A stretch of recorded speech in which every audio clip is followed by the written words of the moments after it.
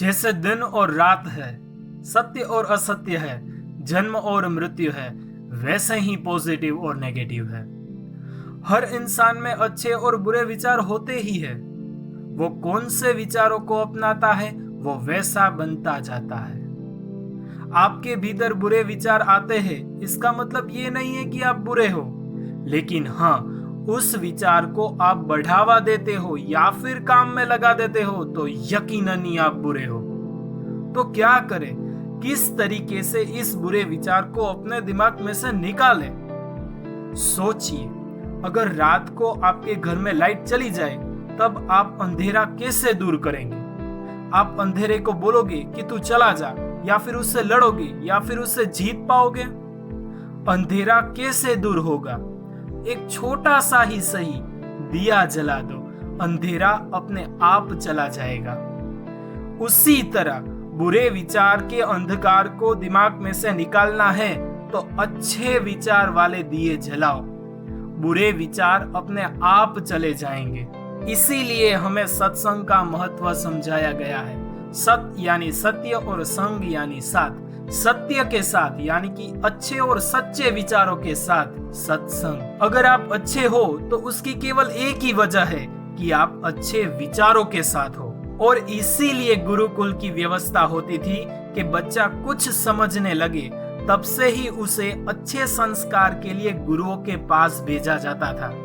गुरु के पास वो लंबे समय तक रहता था, इसी वजह से वो सात्विक विचारों वाला था। अगर कहीं पे झगड़ा होता था तो हम बच्चों को वहां से दूर कर लेते थे, कड़वी बातें सुनने से पहले कान बंद कर लेते थे या फिर वहां से चले जाते थे।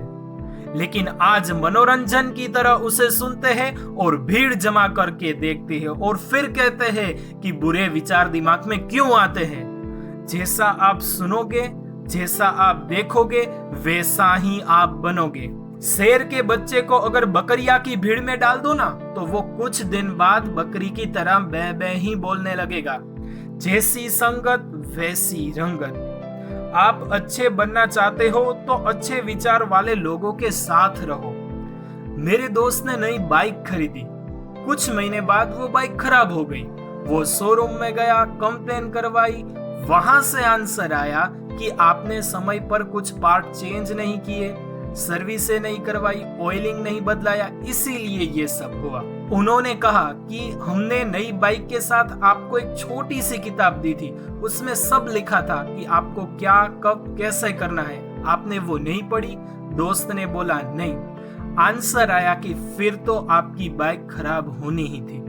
ठीक इसी तरह हम भी अपनी किताब को पढ़े बिना ही जीने लगेंगे ना तो कुछ सालों बाद जिंदगी भी खराब हो जाएगी। और वो किताब है श्रीमद् भगवत गीता, क्योंकि उसमें लिखा है मनुष्य को कैसे जीना है, हमारा उद्देश्य क्या है। भगवान ने 16वें अध्याय में अच्छे और बुरे गुणों की परख बताई है।